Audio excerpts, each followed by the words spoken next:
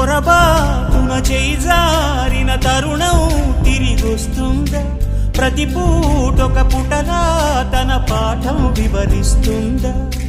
మన కోసమే తనలో తను రగిలే రవి తపనంత కనుమూసిన తరువాతనే పెను చీకటి చెబుతుందా?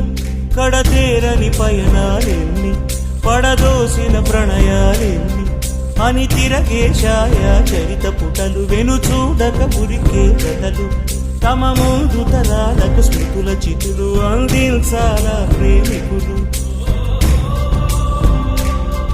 ఇది కాదే విధిరాత, అనుకోదేం ఎదురీత. 10 నెలలు తనలో నిన్ను మోసిన అమ్మైనా, అప్పుడో ఇప్పుడో కనని కలను అంటూ